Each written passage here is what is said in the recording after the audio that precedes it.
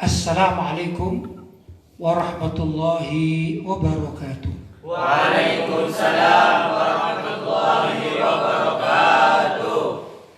Alhamdulillah wassalatu wassalamu ala Rasulillah Sayyidina Muhammad ibn Abdillah wa ala alihi wa sahbihi wa man wala wala hawla wala quwata illa billah, amma ba'd.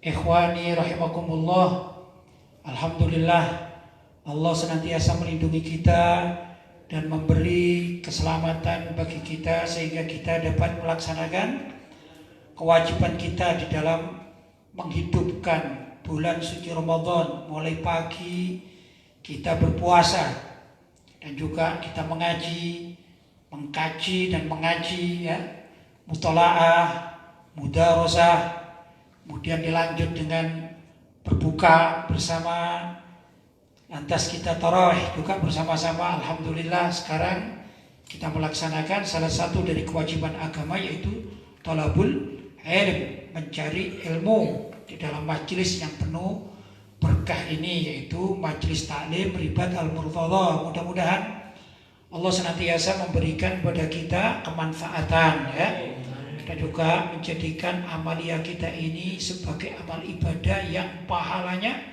berlipat ganda. Allahumma amin.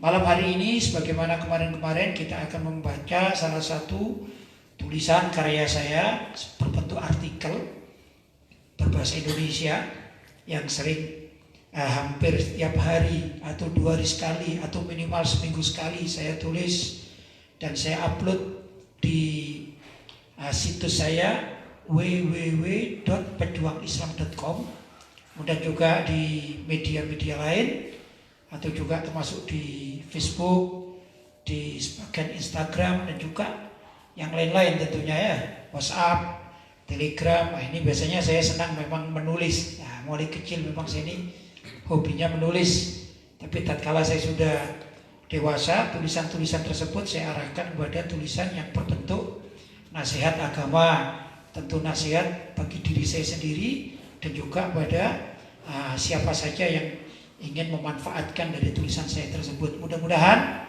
apa yang saya tulis itu ada manfaatnya baik dunia maupun akhirat untuk kita semua. Allahumma amin. Malam hari ini kita masih terus berbicara tentang masalah Ramadan, ya. Kita kan masih baru hari keberapa ini. Tadi berbuka untuk kedua kali, ya. Sahur juga 2 kali, ya. Ya, berarti malam ini kita terhitung masuk Ramadan ketiga, ya. Seperti yang saya tulis judulnya, puasa Ramadan termasuk tiang agama. Ya, puasa Ramadan termasuk tiang agama. Ya, mau tidak mau kita harus, kalau ingin agama kita ini tidak hancur, tidak berantakan, ibarat rumah ada tiangnya, maka tiangnya harus diperkokoh, ya. Tapi kalau ada rumah tiangnya ini rapuh, apa yang terjadi? Akan ambruk, ya, akan rusak, betul. Nah, demikian juga kalau agama kita ini umat Islam tidak lagi mau berpuasa, di antara tiang-tiang itu kan ada tiang agama termasuk sholat, as-sholatu imaduddin, ya. Tapi ternyata puasa juga menjadi tiang agama karena ada puasa Ramadan yang hukumnya fardu, tiap orang harus melaksanakannya, maka ini termasuk juga tiang agama. Bila mana tiang agama itu terus dirawat dan kokoh, maka insya Allah rumahnya akan lestari. Bukan juga agama, ya. Agama Islam ini kalau puasa Ramadan ini dijaga oleh umat Islam, insya Allah Islam itu akan tetap jaya, tidak akan ambruk. Artinya kalau Islam itu ambruk, ya sudah, namanya hari kiamat, ya dah. Kalau Islamnya ambruk namanya kiamat, karena kerusakan sudah berada di muka bumi ini secara menyeluruh. Tapi karena alhamdulillah sekarang masih banyak umat Islam yang berpuasa, kan begitu, ya, hampir di seluruh negara. Baik yang negara-negara ini terkena corona seperti kita ini, ya dah, terlockdown oleh corona, tapi kita masih tetap berpuasa, ya. Mudah-mudahan dengan demikian saudara-saudara kita yang masih peduli dengan puasa Ramadan, apapun yang terjadi atau kondisi apapun, kecuali yang diperkenankan seperti sakit itu maklum ya. Tapi kan masih sehat walaupun hanya di rumah saja ini ya. Tapi di rumah saja tetap berpuasa. Karena itu mari sekarang kita baca, mudah-mudahan ada manfaatnya. Silakan Ustaz Burhan. Bismillahirrahmanirrahim. Alhamdulillahi rabbil alamin. Wassalatu wassalamu ala ashrafil anbiya wal mursalin Sayyidina Muhammadin wa ala alihi wa sahbihi ajma'in. Puasa Ramadan termasuk tiang agama. Karya Kiai Haji Lutfi Basori. Nabi Muhammad sallallahu alaihi wasallam bersabda, Islam dibangun atas 5 perkara: bersyahadat tiada Tuhan selain Allah dan Nabi Muhammad adalah utusan Allah, mendirikan sholat, mengeluarkan zakat, berpuasa Ramadan dan melaksanakan haji. Ya, ini termasuk apa? Rukun Islam. Rukun Islam ada 5 kan gitu ya. Antara lain bersyahadat atau bersaksi tiada Tuhan selain Allah dan Nabi Muhammad adalah utusan Allah. Ya. Yang kedua adalah mendirikan sholat, gitu ya. Yang ketiga adalah mengeluarkan zakat, baik zakat mal maupun zakat fitrah yang diwajibkan. Ya dah. Zakat mal tentu bagi yang mampu mengeluarkannya karena memang dia cukup kehidupannya, dan ada syarat-syarat tertentu yaitu mengeluarkan zakat mal, zakat harta. Zakat harta itu bisa perdagangan, ya dah. Atau juga menyimpan perhiasan semacam emas, ya. Atau juga mempunyai kebun yang sudah selayaknya untuk dizakati seperti kebun kurma, ya. Kemudian mawashi, hewan-hewan ternak, ya dah. Dan lain sebagainya yang ada tertulis lengkap secara rinci dalam kitab-kitab fikih. Kemudian antara lain juga rukun Islam yaitu melaksanakan puasa pada bulan suci Ramadan. Itu adalah tiang agama. Yang terakhir adalah melaksanakan ibadah haji bagi yang mampu. Jadi 5 hal ini termasuk tiang agama, ya dah. Silakan Ustaz. Puasa Ramadan termasuk alat pembersih diri dari penghambur-hamburan waktu dalam setahun bagi setiap muslim, serta bukti keikhlasan ibadah kepada Allah. Hingga Allah berfirman dalam hadis qudsi yang maknanya, semua amalan Bani Adam itu untuk atau milik mereka sendiri, kecuali puasa adalah untuk atau milikku, maka aku sendiri yang akan membalasnya. Ya, orang puasa itu banyak hal ya dari kemanfaatannya. Saya gambarkan ini begini. Ada mesin. Mesin itu kalau dipergunakan 24 jam tidak berhenti-berhenti selama 1 tahun, ya dah.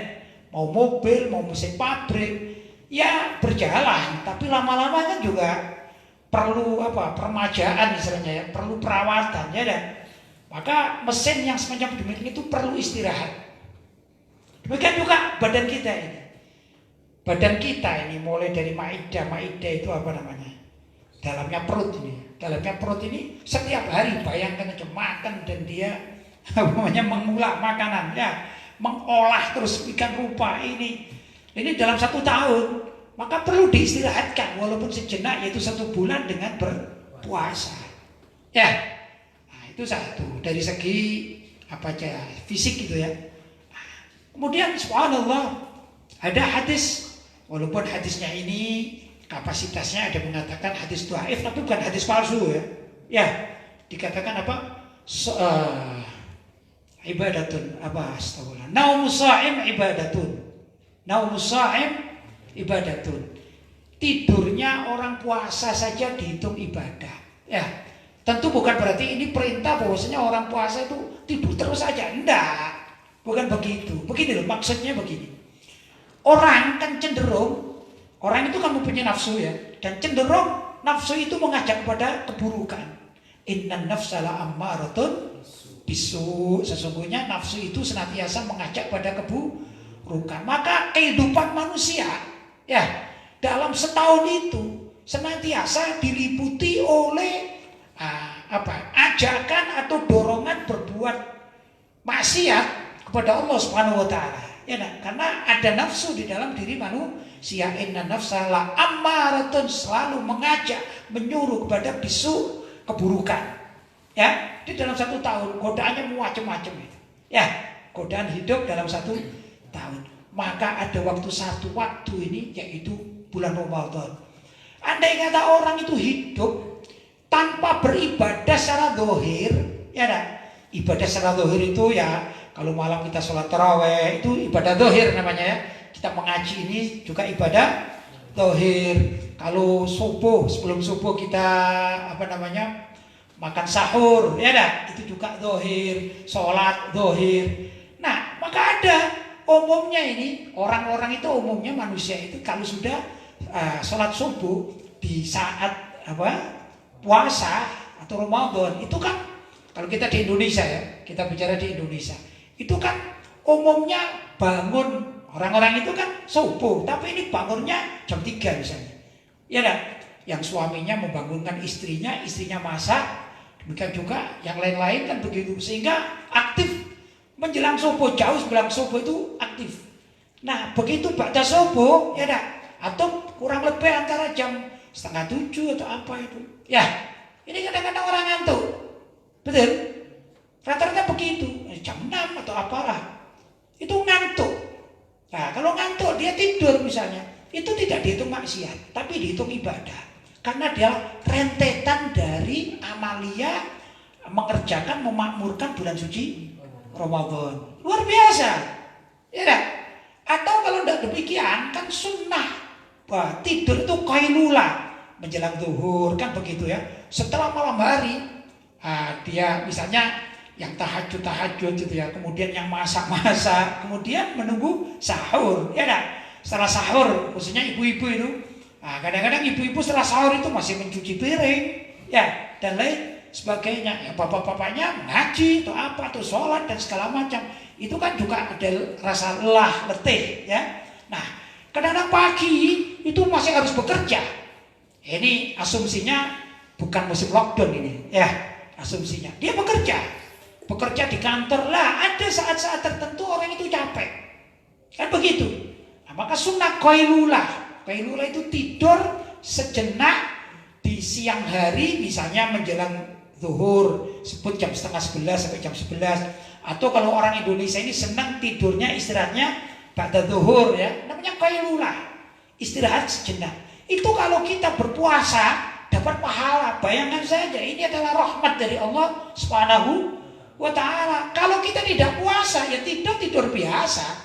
Tapi kalau kita sedang berpuasa, maka tidur kita ini dianggap ibadah. Luar biasa. Itulah keagungan Allah, yang kedermawanan Allah kepada umat Islam yang berpuasa. Luar biasa. Itu dikatakan naumus shaim ibadatun. Bukan berarti mengajar ayo orang-orang yang puasa mulai subuh sampai maghrib nanti tidur terus, ya, bukan begitu. Kewajiban tetap kewajiban, dan nyatanya umat Islam kan tidak begitu, ya. Baik. Nah, kecuali di musim lockdown ini, ya. Di musim lockdown jangankan puasa, kan begitu, ya. Wong tidak puasa aja hidupnya apa kalau di rumah makan, tidur, habis itu bangun, tidur lagi, bangun lagi, tidur lagi, bangun lagi, tidur lagi. Persis seperti ajaran Basurif, kan? Itu kalau lockdown, ya. Nah, tapi kita tidak bicara itulah. Tapi yang jelas bahwasanya puasa itu, orang puasa Ramadan ini filter dari 1 tahun penuh, ya dah. Maka ada satu filter bahwa orang itu akan senang beribadah kepada Allah. Yang semula malas bertobat tapi sudah masuk waktunya Ramadan, maka terlintas dirinya untuk bertobat kepada Allah. Orang yang malas untuk mengaji, akhirnya di bulan suci Ramadan ingin mengaji. Orang yang sholatnya itu cuma standar saja 5 waktu, ya dah. Di hari-hari biasa begitu ada Ramadan ingin taraweh, ya. Orang yang kalau biasanya subuh ini biasanya di masjid-masjid, ini bukan lockdown, ya, bukan musim lockdown itu. Kadang-kadang satu shaf itu 4 orang gitu, ya. Imam dengan 3 orang, jadi 4 orang, ya. Tapi kalau Ramadan biasanya sampai 2, 3, 4 shaf, ya. Ini Allah memberikan satu ketenangan jiwa bagi seseorang, karena di musim Ramadan ini ada yang berpuasa, maka dengan puasa itu Allah memberikan kekuatan lebih. Itu kenyataan demikian, ya.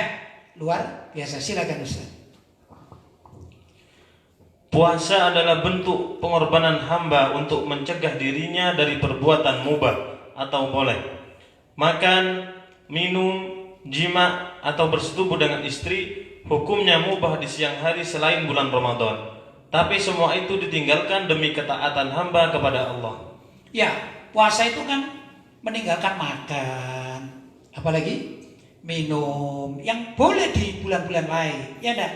Kumpul dengan istrinya di bulan lain siang hari boleh, tapi kalau Ramadan jadi tidak boleh. Ya. Nah ini pengorbanan. Karena pengorbanan, maka Allah menerima pengorbanan umat Islam yang berpuasa tersebut. Bahkan Allah sendiri yang mengakui, dikatakan semua amalan Bani Adam itu lahu, milik mereka sendiri. Jadi kalau kita zakat itu milik kita sendiri. Maksudnya pahalanya ya sesuai dengan tingkat zakat kita, ikhlas tidak ikhlasnya. Ya dah. Kita apa saja misalnya, kita sholat pun tergantung dari kita khusyuk tidak khusyuk. Ya dah. Kita kalau berjamaah dapatnya banyak, kalau nggak berjamaah dapat satu. Itu perhitungan sesuai dengan apa yang dilakukan. Tapi puasa beda. Kata Allah SWT, puasa itu milikku. Karena mereka meninggalkan makanan, minuman itu hanya untukku. Begitu. Fana ajzibi. Kata Allah, maka aku sendiri akan memberi pahala mereka. Aku yang hitung pahala orang-orang yang berpuasa. Itu bukan milik mereka sendiri, tapi milikku. Begitu luar biasa, ini diakui oleh Allah Subhanahu wa Ta'ala. Ya, sangat luar biasa. Silakan Ustaz. Puasa dapat menghilangkan sifat sombong. Atasnya. Puasa adalah tempat pendidikan bagi kalangan yang mampu ekonomi secara normal, agar merasakan lapar dan susahnya kehidupan kaum fakir dan miskin. Diharapkan dimulai bulan Ramadan, diharapkan dimulai bulan Ramadan ini, jiwa rahmat dan kasih sayang kemanusiaannya terhadap orang-orang yang membutuhkan bantuan dapat timbul dalam dirinya. Ya, puasa ini juga pendidikan di kalangan orang-orang yang mampu di dalam perekonomian. Ya dah. Orang yang mampu ekonomi, kasarnya orang yang cukup atau kaya. Ya dah. Maka bulan suci Ramadan ini termasuk ujian bagi mereka. Karena orang kaya itu kan mampu membayar. Ya, misalnya ada orang mendapatkan informasi orang yang tidak puasa boleh membayar jizyah atau membayar denda itu. Kira-kira orang kaya-kaya nggak ada yang puasa gitu. Ya enggak? Betul? Tapi tidak begitu. Ya, tidak begitu Islam. Semuanya wajib puasa. Kenapa? Kalau orang miskin berpuasa itu biasa. Walaupun bukan dalam artian puasa agama ya. Misalnya tidak makan, itu biasa. Orang miskin tidak makan itu biasa. Ya enggak? Kata orang-orang istilahnya itu orang miskin itu makanannya ini teratur. Kalau makan teratur, sehari makan, sehari tidak makan. Ya, istiqomah. Sehari makan, sehari tidak makan. Besok makan, besoknya lagi tidak makan. Jadi istiqomah kekurangan gitu ya. Tapi kalau orang kaya, orang cukup kan enggak makan terus kan gitu ya. Kalau orang miskin makannya sehari makan, sehari tidak. Kalau orang kaya sehari 3 kali makan. Itu pun masih nambah lagi. Ya enggak? Nah, makanya kan banyak orang kaya-kaya gemuk-gemuk kayak gini. Masya Allah ini semuanya Ustaz-ustaz di sini nih. Walaupun tidak kaya ya. Tidak kaya belum, tapi mengikuti orang kaya rupanya. Sehingga Allah SWT ini memberikan manfaat jadi gemuk-gemuk gitu ya. Ini berarti makannya 3 kali sehari. Ini ya jelas. Bukan terhitung miskin yang sehari makan, sehari tidak makan. Begitu ya. Masya Allah. Nah, bagi orang kaya maka ini adalah cobaan, ujian. Kuat atau tidak kuat mengikuti perilaku orang miskin. Artinya yaitu tidak makan, tidak sembarangan. Itu satu. Jelas ya? Nah, ini termasuk cobaan. Kalau tidak begitu kan tidak ngerti arti miskin. Lah dengan tahu ya apa sengsaranya orang miskin, maka diharapkan orang kaya-kaya itu timbul rasa simpati atau empati terhadap orang miskin sehingga mau memberikan hartanya, mau membantu. Begitu. Itu harapan pendidikan yang ada di dalam bulan suci Ramadan. Karena itu ada yang namanya pengeluaran zakat pada bulan suci Ramadan. Yang zakat wajib adalah zakat fitrah. Sunnah dikeluarkan bulan suci Ramadan adalah zakat mal. Ya, zakat fitrah wajib pada bulan suci Ramadan. Buat apa sih? bukan buat dirinya sendiri, agar orang fuqara dan masakin itu atau yang mustahik itu bisa merasakan nikmatnya sebagaimana setahun dari orang kaya ini sudah dilakukan. Maka bulan Ramadan ini memberikan ajaran. Kamu yang sudah kaya, sudah cukup, ayo bantu sana. Maka difardukan mengeluarkan zakat fitrah, itu minimal. Nah, disunnahkan untuk mengeluarkan zakat mal, ya dah, itu juga pada bulan suci Ramadan. Padahal bulan suci Ramadan itu tidak harus dikeluarkan pada bulan suci Ramadan, tapi sunnahnya, ya dah. Itu kan ada nisabnya, ada haul. Nisab itu hitungan tertentu gitu ya. Kalau haul itu hitungan 1 tahun, tapi disunnahkan. Ya, disunnahkan dikeluarkan, atau misalnya takjil atau mendahulukan menghitungnya itu pada bulan suci Ramadan dikeluarkan. Begitu sunnahnya. Biar apa? Dapat pahala yang sangat banyak. Dan disitulah yang namanya tarbiyatul ummah. Mentarbiyah, mendidik umat. Umat yang miskin terdidik dengan dapat rezeki. Apakah mereka kalau dapat rezeki itu lupa kepada Allah atau tetap ingat? Bagi orang yang kaya di saat itu sayang enggak? Sangat sayang terhadap hartanya untuk dikeluarkan secara zakat, atau memang lillahi ta'ala? Ini juga ujian tarbiyah. Ya, jadi dua-dua hal ini sangat keterikatan, ada keterikatan. Begitu ya, antara orang kaya dan orang miskin dalam masalah zakat. Kapan itu waktunya? Pada bulan suci Ramadan. Silakan Ustaz. Puasa dapat menghilangkan sifat sombong, karena orang yang berpuasa akan merasakan kelemahan dirinya, bahwa ternyata banyak orang lain menjadi lemah karena kurang makan dan minum. Subhanallah ya, orang berpuasa ini menghilangkan rasa sombong ya. Kadang-kadang orang kan begitu, aku pokoknya makan, bahkan makannya tidak cukup sekali, sehari 3 kali. Ya, sudah makan di rumah masih marung lagi, marung embo lagi, nambah lagi kan gitu ya. Nanti ada orang jualan ting ada es, beli lagi, ya dah. Itu orang cukup. Dia tidak pernah ingat bahwa orang lain itu kalau lapar itu lemah. Maka alhamdulillah dengan adanya Ramadan kita wajib puasa, akhirnya kita tahu. Ya juga ya. Contoh misalnya, kalian yang saya tahu ini ya, ini atau juga secara umum ini, main bola misalnya, pengen main bola itu, kira-kira suruh main bola jam 7 pagi itu tertarik enggak bulan suci Ramadan? Enggak ada yang tertarik. Ya dah. Kenapa? Karena itu waktu itu ya sudah mulai haus, ada lapar, kan gitu kan. Ternyata orang miskin kan begitu. Orang yang dari subuh tidak makan sampai jam 7 atau sampai jam 8 tidak makan, mereka juga lemas. Ya dah. Maka mereka kalau ada orang miskin tidak mau olahraga karena lemas, kamu itu gimana soal lemas saja? Tanya dulu, makan sudah apa belum? Kalau belum, kenapa kok belum makan? Ya apa yang mau dimakan? Ya, beras saja nggak ada, apa yang mau dimakan? Nah ini perlu diperhatikan. Kenapa? Ternyata orang tidak makan dan tidak minum itu lemes. Jelas ya? Nah kalau sudah lemes, cenderungnya apa? Biasanya senang tidur. Tapi kalau orang ini ibadah, kalau orang ini puasa, tidur pun diberi pahala luar biasa jadinya ya. Silakan Ustaz. Jadi manusia itu butuh makan dan minum. Ternyata kehidupan seorang itu sangat bergantung kepada makanan dan minuman, hingga dirinya tahu betapa besar karunia Allah yang dilimpahkan kepadanya pada setiap hari yang berupa rezeki makanan dan minuman. Luar biasa ya. Jadi orang itu ternyata tergantung dari makan dan minum juga. Ya. Kalau orang tidak makan dan tidak minum lemes, kan begitu, tidak bisa bekerja.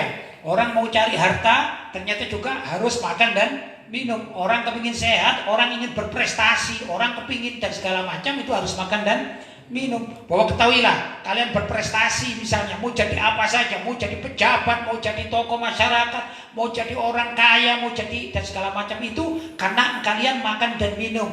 Tahu dari mana itu makan dan minum? Rezeki dari Allah. Ya, jadi semua itu ada, nilai dari Allah itu ada, bukan sombong. Ini aku sendiri belum tentu. Ya dah. Kadang-kadang orang yang kaya-kaya atau yang mampu-mampu, pejabat-pejabat, kalau sudah diberi sakit oleh Allah, tidak bisa makan, tidak bisa minum, itu apa? Ya gelisah, bukan sekedar gelisah, kebingungan karena tidak bisa makan dan bisa minum. Kok bisa nggak bisa makan? Masih ada tapi mulutnya sakit. Gimana ya? Kayak sekarang ini corona ini, COVID-19 ini, misalnya ada orang punya harta, ya enggak? Tapi nggak bisa beli makanan, nggak bisa beli minuman, nggak bisa makan, nggak bisa minum, maka uangnya dibuang-buang itu. Seperti di Italia, di Cina itu nggak ada harganya, ya enggak? Nah ini kenapa? Karena itu kita harus berterima kasih kepada Allah SWT, bersyukur kalau kita masih bisa makan dan minum, karena itu adalah rezeki dari Allah SWT. Jelas ya? Silakan Ustaz. Puasa itu adalah pendidikan kesabaran. Maka puasa itu dapat membentuk jiwa seseorang menjadi sabar dalam menghadapi cobaan, khususnya cobaan kehidupan yang seringkali datang bertubi-tubi. Ya, puasa adalah pendidikan kesabaran. Ya, sabar menanti ya. Ya, orang menanti, menunggu itu adalah pekerjaan paling membosankan. Misalnya begini, kalian setelah setelah sahur, maka kalian menunggu azan maghrib. Betul? Padahal mulai subuh baru selesai sholat, udah yang ditunggu azan maghrib. Gak percaya? Kalau punya uang, kalau tidak lockdown, itu pagi ada kesempatan belanja, sudah mempersiapkan takjilnya apa, makannya apa. Ya, ini yang ditunggu adalah azan maghrib. Maka di bulan puasa ini, di bulan Ramadan itu, sesuatu yang paling dirindukan oleh umat Islam adalah muadzin di waktu maghrib. Itu orang paling dirindukan oleh umat Islam. Kapan ini ya? Ya enggak? Kadang-kadang gak sabar kadang-kadang. Ayo kita azan sendiri gitu. Ada kan main-main gitu ya. Waduh ini lama ini, masih setengah jam lagi, gak kuat ini kan gitu. Ternyata apa? Ada sesuatu yang ditunggu, yaitu perlu sabar. Menunggu sesuatu yang lama itu harus sabar. Lainnya latihan kesabaran. Ya enggak? Bahkan kurang 5 menit saja. Maaf ya, kalau dulu ya, saya nggak tahu sekarang ya. Anak-anak kecil itu misalnya bawa permen gitu ya, ada itu, menunggu. Nah, kalau di sini kan ada suara sirine. Kalau zaman dulu, waktu saya seusia kalian itu ada namanya blanggur, katanya orang Jawa itu. Blanggur itu seperti petasan besar gitu, naik ke atas, kemudian sudah di atas dia berbunyi blang, gitu ya. Tapi terdiri dari bejana yang dari batu, atau bukan dari batu, dari tanah, gendok semacam demikian, disetting akhirnya naik, kemudian blang gitu, delem gitu. Nah, ini dulu saya pribadi lah, masih kecil itu menyiapkan, kalau permen misalnya begini, permen, dan itu ada seperti lampu kilat itu, lap gitu ya, kilat, seperti itu kayak petir, bleng gitu ya. Itu anak-anak masih kecil-kecil dulu saya begini, jadi menunggu itu susah, sedih, jadi lama, ditunggu lama. Mulai nunggu itu kalau sekarang jam 5 itu nunggu lama di depan pintu itu, lihat ke atas. Nah begitu ada suara gitu ya, kemudian lap. Ini namanya anak kecil-kecil waktu itu ya, masih kelas SD, SMP. Kadang-kadang gak sadar ini, gak sabar kadang-kadang. Maka dulu gitu, ini baru blangkornya ini meledak ya, tuh duluan saya ini gitu. Itu artinya tidak sabar, maksudnya gambaran orang tidak sabar, padahal tinggal 5 menit atau 1 menit. Jadi apa intinya?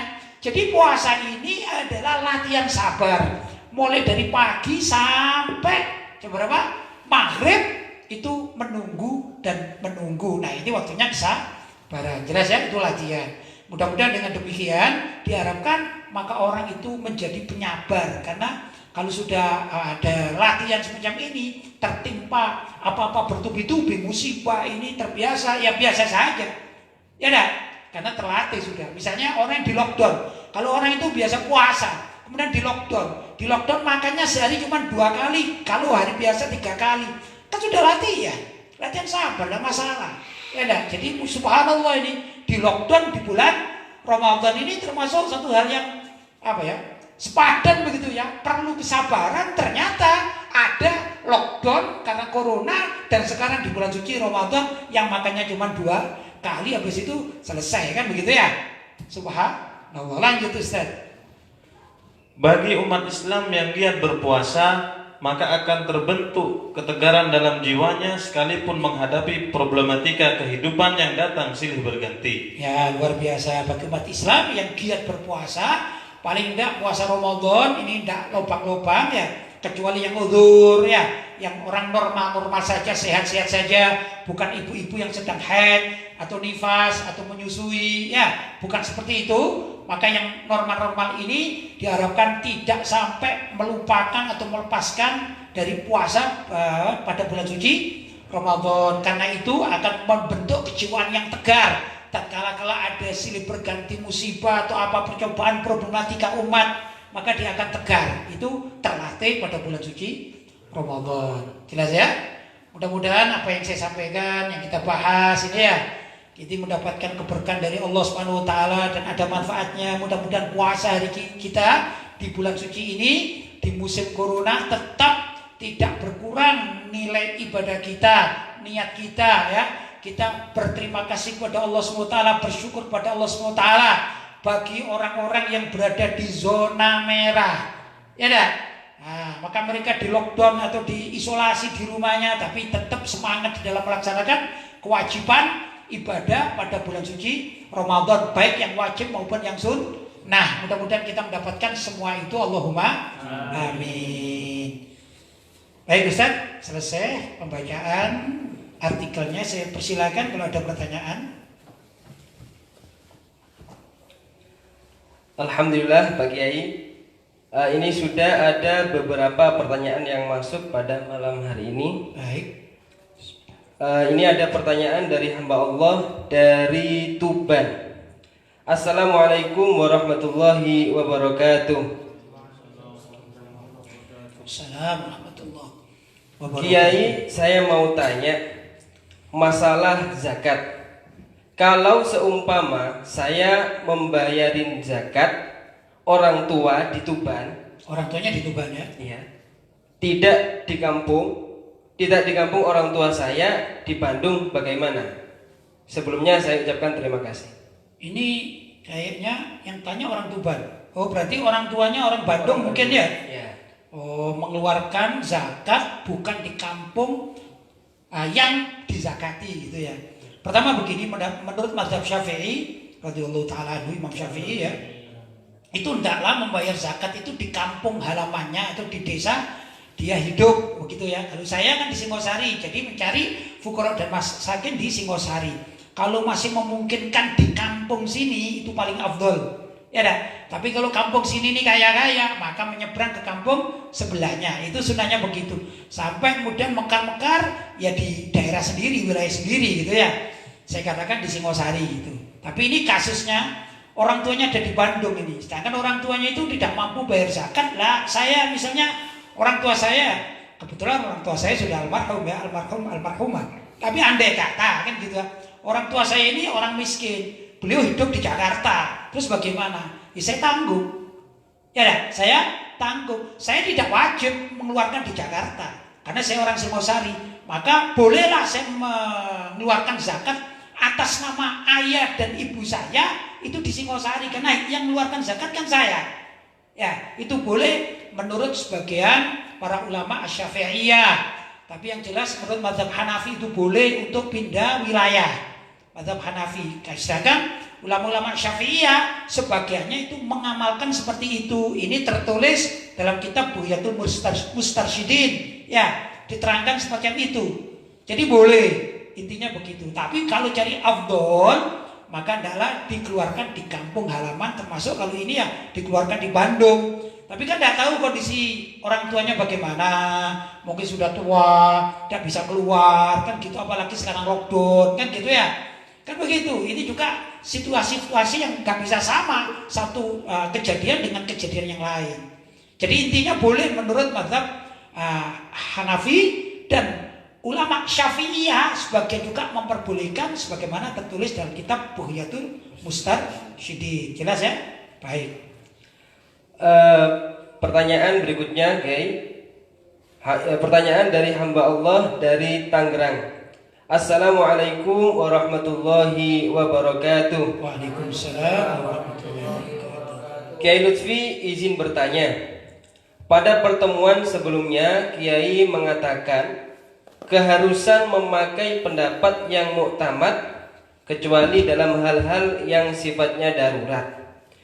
Pertanyaan lanjutan saya, dalam masalah taswir, Bukankah madhab Syafi'i termasuk kepada kelompok yang mengharamkan secara mutlak semua jenis gambar dengan dan di media manapun, baik yang digambar dan dilukis di atas media datar seperti kertas dan kanvas, maupun yang berbentuk 3 dimensi seperti patung dan sejenisnya.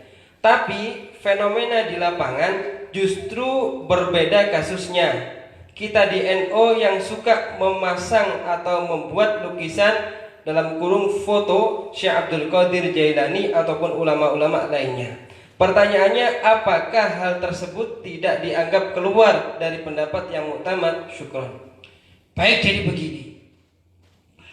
Bukan dilarang itu tadi yang masalah muktamad ya.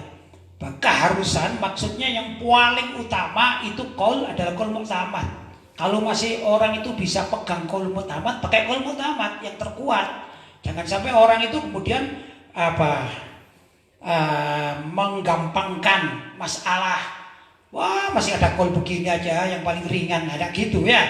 Itu tidak boleh, tidak boleh dalam agama. Walaupun kalau dalam keadaan tertentu menggunakan qaul yang tidak muktamad, bahkan qaul dhaif itu ada kalanya boleh, gitu, dalam kondisi tertentu. Tapi secara umum seseorang itu bila mana mengamalkan amalan-amalan di dalam fikih, maka dalam menggunakan qaul muktamad. Itu yang disepakati oleh para ulama. Ya. Nah, bagaimana menyikapi gambar? Tadinya dipertanyakan gambar. Gini loh. Gambar itu yang mutlak haram adalah gambar surah laha dhillun, yaitu yang mempunyai bayangan, artinya patung. Kalau patung itu nggak ada khilaf, jelas patung nggak ada khilaf, itu sudah muktamad, nggak boleh. Kita pasang patung itu nggak boleh, membuat patung nggak boleh. Ya, nah?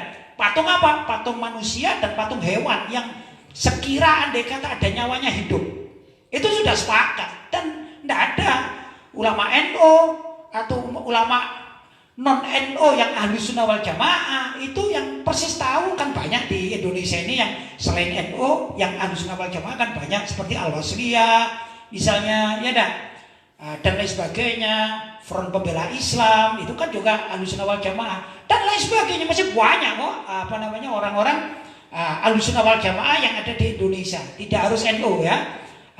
Ini bersepakat kalau patung nggak boleh, haram. Nah, ini mutlak selesai. Patung, tapi gambar ada 2 macam gambar itu. Ya, gambar ada 2 macam. Ada gambar itu yang dilukis, ya, dilukis. Nah ini khilaf dan khilafnya itu sepadan. Jadi khilafnya sepadan. Pertama, ada keterangan yang pernah saya nukil ya dari kitabnya Syekh Muhammad Ali As-Sabuni, ya, kitab Rawa'iul Bayan. Ya, ini begini.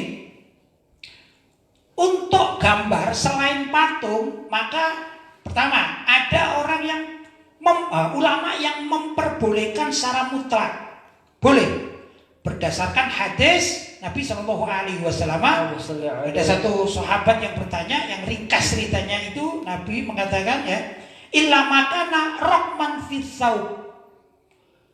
Itu dilarang, gambar-gambar itu dilarang illa maka narokman fitzaub, kecuali gambar yang menempel pada baju.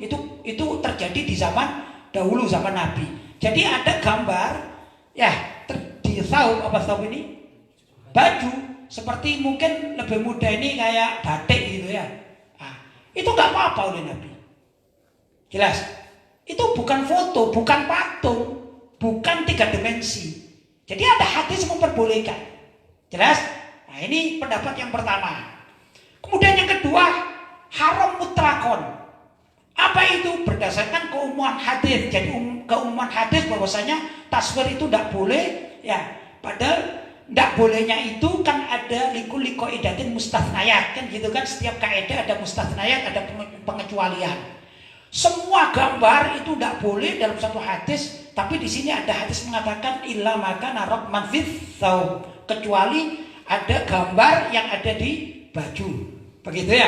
Nah di sini berbeda pendapat para ulama, sama kuatnya. Nah kalau yang tadi muktamad adalah patung, sudah tidak ada kata lain Paham ya? Yang ketiga, pendapat para ulama, jika gambar itu dapat menetap, ya menetap itu gambarnya misalnya ini pohon ya, ini kan menetap namanya ya. Nah, menetap dalam keadaan dapat berdiri sendiri. Cuman ini kan bukan patung, ini kan pohon ya. Tapi saya contohkan ini ya, pohon ini. Maka hukumnya haram secara mutlak. Ya sudah patung itulah. Jelasnya kan bisa berdiri, pindah-pindah, gitu ya. Namun jika gambar itu terpotong kepalanya, maaf misalnya ini ya gambar ya patung begini tapi ini kepalanya dipotong, nggak ada kepalanya. Kira-kira kalau dikasih nyawa hidup apa enggak? Enggak hidup, nggak ada kepalanya. Ya, ini bukan hantu ini ya. Kita nggak bicara hantu, ini bukan apa namanya dunia lain ini ya. Tapi ini patung, andai kata patung itu misalnya patung seperti ini dipotong kepalanya nggak bisa hidup. Jadi gimana ini? Atau juga terpisah, ya terpisah apa separuh misalnya, atau terpisah. Biasanya badan begini ya, badan, bagiannya terpisah. Kalau ada patung yang seperti ini, patung ya, ini cuman badan, terus apa ini kepala, ini separuh. Kira-kira tidak ada pusarnya ke bawah. Kira-kira hidup apa enggak? Tidak hidup, itu ya. Maka boleh katanya. Ini pendapat. Patung yang kira-kira separuh gini, andai kata diberi nyawa itu mati, itu masih boleh. Itu ada pendapat yang demikian. Jelas? Nah, kemudian keempat, adapun gambar biasa yang dianggap remeh, ya biasalah orang melukis, anak kecil-kecil melukis atau mainan anak-anak, bukan sesuatu yang bermakna, ya enggak? Itu juga diperbolehkan. Tapi kalau gambar yang tidak boleh, memang itu ada makna, misalnya ada gambar kalau zaman dahulu kala ini ada permainan mendatangkan apa? Mendatangkan jin, itu apa ya? Apa namanya, seperti permainan jelangkung. Nah itu kan ada makna apa? Makna untuk menyembah suatu yang diharamkan di dalam Islam, masalah syirik. Maka tidak boleh menggambar semacam jelangkung itu kalau bukan permainan, itu memang diyakini mendatangkan makhluk halus, maka tidak boleh ya itu. Nah di sini ada perbedaan pendapat, ada 4 pendapat sudah. Sedangkan gambar seperti gini nih ya, ini foto. Ini juga ada permasalahan juga, ini foto. Jelas ya? Foto itu bagaimana? Foto itu bukan gambar. Foto itu adalah seperti orang bercermin. Padahal bercermin itu kan sunnah, bahkan ada doanya kan. Orang bercermin ya Pak, doanya. Ya Allah, berilah perilakuku ini yang baik seperti engkau memberi wajahku yang baik. Tatkala apa itu? Bercermin kan. Cuman ada alat yang bisa menyimpan, gitu kan, menyimpan gambar di cermin itu. Maka jadilah ini. Ini bukan gambar. Yang dipermasalahkan kan gambar tadi, menggambar, melukis. Jelas ya? Ini juga khilafiyah bainal ulama. Jadi ya nggak apa-apa gitu. Sekarang ini kan cermin. Coba Anda bercermin boleh enggak? Boleh. Bahkan ada sunnahnya ya. Loh kok bisa cermin bisa disimpan? Ya. Sekarang televisi ini loh, atau video ya. Video itu kan ada shootingan. Misalnya saya nyotting begini ya. Nah ini Anda saya shooting ya Ustaz. Nanti cara menghidupkan kan bisa Anda bergerak-gerak, kemudian ada pause itu kan diam tak gini, diam dong. Bagaimana? Kalau ini diharamkan, kan lucu juga ya. Jadi tanpa gerak, wah ini cermin, ya cermin. Kemudian di pause ini menjadi gambar, terus diharamkan jadi halal haram. Nggak begitulah agama. Jelas ya? Ada kondisi-kondisi tertentu nggak apa-apa seperti gini tidak apa-apa. Itu menurut juga pembahasan ulama-ulama al-asri, orang ulama-ulama sekarang. Jelas ya? Ya mudah-mudahan ada manfaatnya ya, ada kejelasan. Baik. Jadi tidak gambar tadi saya katakan itu bukan berarti meninggalkan qaul mu'tamad, tidak. Yang qaul mu'tamad memang benar-benar tidak boleh adalah patung, dan ini sudah sepakati. Selesai. Yang lain-lain khilafiyah yang sifatnya itu sama. Ada begini, dan kondisinya memang semacam itu. Jelas? Baik, lanjut Ustaz. Pertanyaan berikutnya Kiai dari hamba Allah dari Cikarang. Assalamualaikum warahmatullahi wabarakatuh. Waalaikumsalam warahmatullahi wabarakatuh. Minta maaf Kiai, izin bertanya kembali. Di tengah kondisi seperti sekarang ini, mendadak banyak warga yang kehilangan penghasilan hariannya, sehingga kesulitan untuk memenuhi kebutuhan sehari-hari. Namun di satu sisi masih memiliki kendaraan dalam kurung motor, namun tidak mungkin dijual karena merupakan alat pembantu utama dalam mencari nafkah. Baik. Dan juga masih memiliki rumah dalam kurung masih harus bayar cicilan bulanan. Ya. Pertanyaan saya, apakah orang-orang yang seperti ini bisa dikategorikan sebagai fakir miskin sehingga berhak menerima zakat? Mohon penjelasannya Pak Kiai. Jazakumullah khair. Baik, kalau seperti yang diterangkan tadi dalam pandangan saya itu ya dia termasuk masakin dia ini. Ya enggak? Dia nggak punya penghasilan yang mencukupi gitu ya. Punya rumah pun masih nyicil, ya enggak? Punya motor satu dipakai kerja, itu pun kalau dijual nggak bisa kerja lagi dia kan gitu ya. Itu nggak boleh itu dikatakan ini harta yang berlebihan, bukan itu ya. Fuqara menurut bahasa atau menurut istilah di dalam bab zakat ini yaitu orang fakir yang memang dia tidak mempunyai penghasilan tetap. Misalnya ada orang itu yang kalau dihitung-hitung secara matematika setiap hari itu memerlukan uang 100.000 untuk menghidupi dirinya dan keluarganya. Tapi dia dalam satu hari dia hanya mendapatkan uang 50.000, 40.000, 25.000 dan tidak cukup. Sehingga ibarat makan gitu, ibarat makan itu sepiring berdua gitu ya. Bukan karena mesra dengan istrinya, karena memang nggak ada yang dimakan ya. Kalau lagi mesra dengan istrinya boleh-boleh saja sepiring berdua. Ini kadang-kadang sepiring berempat gitu ya. Karena nggak ada yang dimakan. Itu namanya fuqara, mereka berhak menerima zakat. Sedangkan masakin adalah orang yang mempunyai penghasilan tetap, bekerja tapi tidak mencukupi. Kalau misalnya kebutuhan orang itu tadi berapa? 100.000 setiap hari untuk hidup dengan keluarganya, ya enggak? Dia hanya mendapatkan uang 90.000, sekali-kali dia dapat 200.000, tapi itu pun setahun sekali. Ya, orang semacam demikian walaupun dapat penghasilan tetap, punya pekerjaan tetap, tapi kurang, maka tergolong masakin. Lah antara fuqara dan masakin ini berhak untuk menerima zakat. Tapi masalahnya juga sekarang ada masalah baru, Ustaz. Masalahnya begini, ini orang kaya-kaya kena lockdown, ya enggak? Pabriknya bangkrut. Saya melihat kemarin itu ada 5.000 pekerja atau karyawan sebuah pabrik yang semuanya di PHK.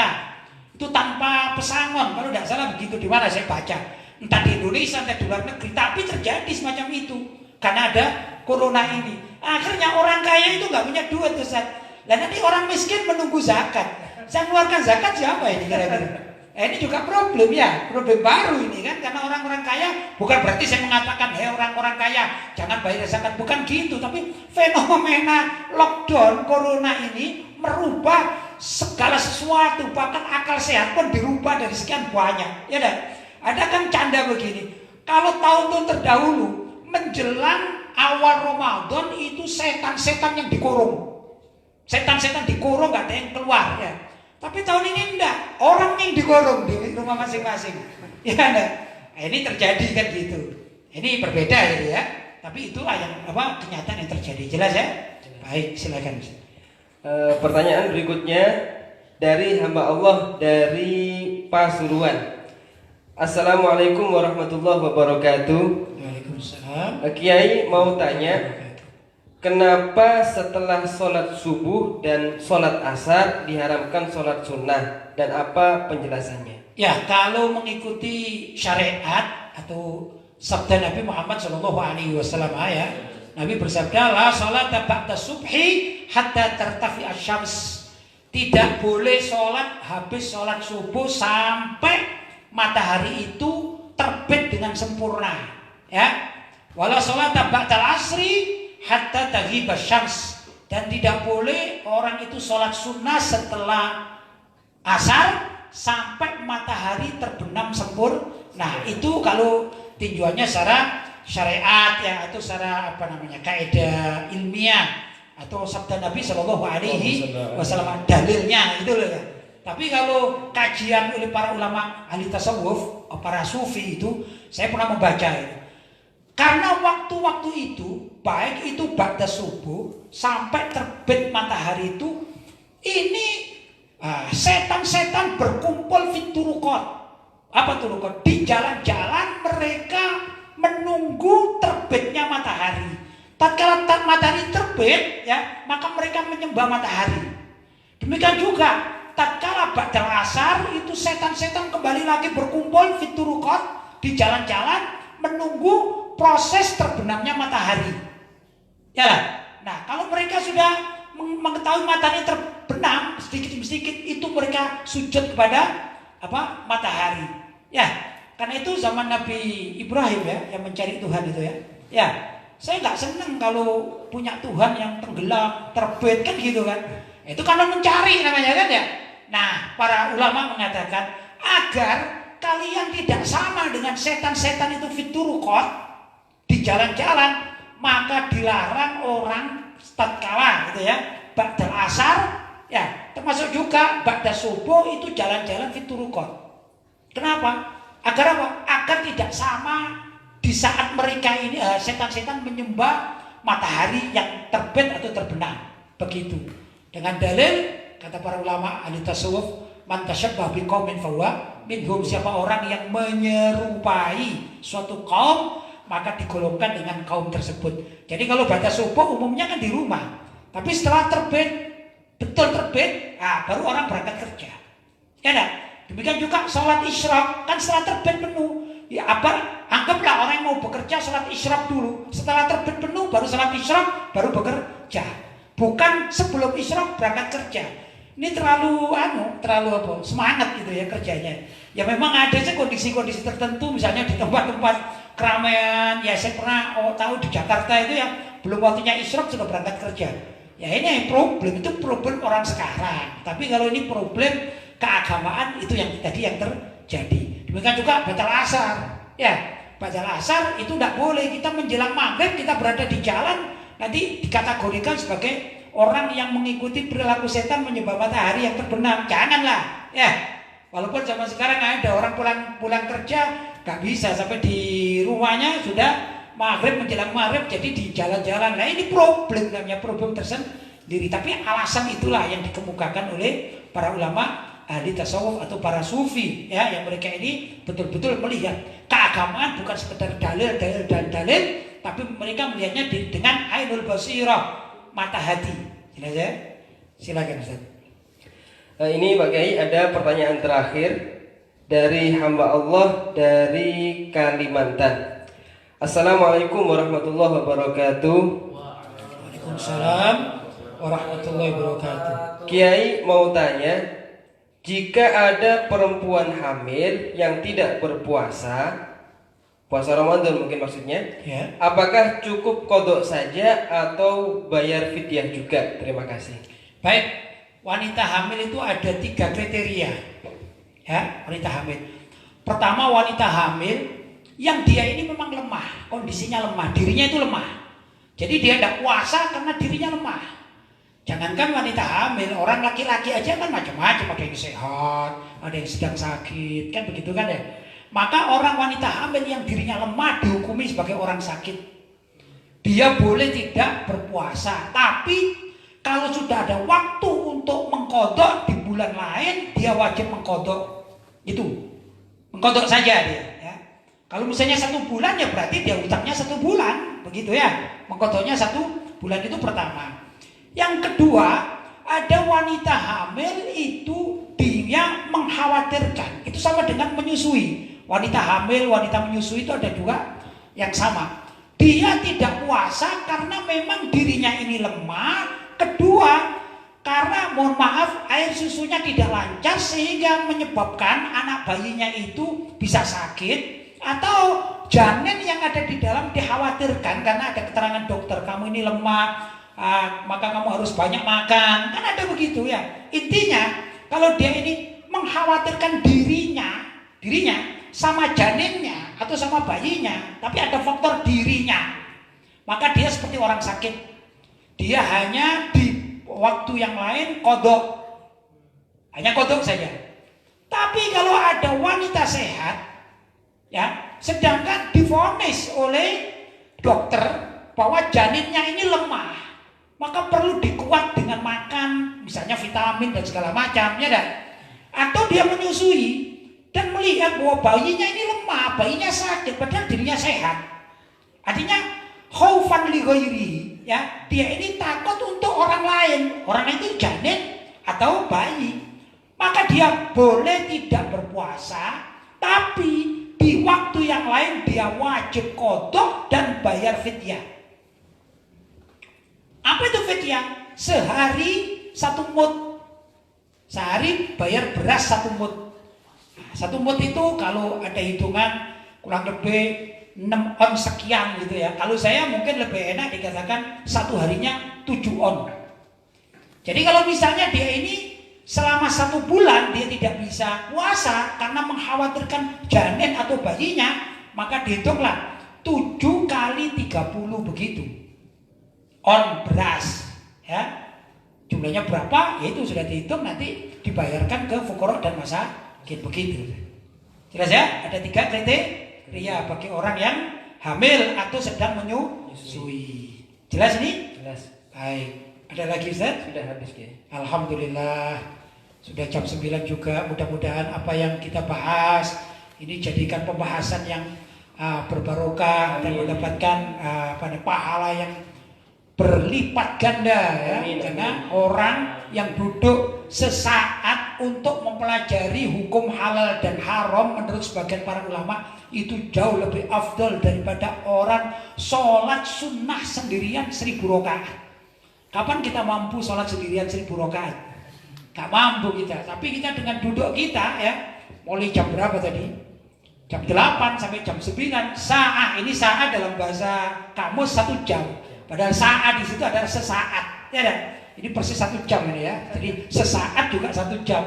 Mudah-mudahan ini pahalanya yang kita dapatkan lebih baik daripada sholat sunnah 1000 rakaat yang kita tidak pernah mampu itu melakukannya ya kan? Yaitu kalangan orang-orang khusus, para wali-wali, ahli ibadah, kan begitu ya. Kalau kita ini mungkin masih wali murid ya. Ya mudah-mudahan kita jadi wali murid semuanya ya. Amin. Yaitu yang biasa saya sampaikan ya ikhwan, mudah-mudahan ada manfaatnya, dan kalau ada hal-hal yang kurang tepat, sekali lagi saya senantiasa menerima apabila ada pihak-pihak yang ingin menyampaikan koreksi pada saya ya. Karena memang tidak ada orang yang sempurna. Ya, yang sempurna adalah Rasulullah sallallahu alaihi wasallam. Itu saja. Ada ma aqulu lakum wal afu minkum. Wassalamualaikum warahmatullahi wabarakatuh. Waalaikumsalam warahmatullahi wabarakatuh.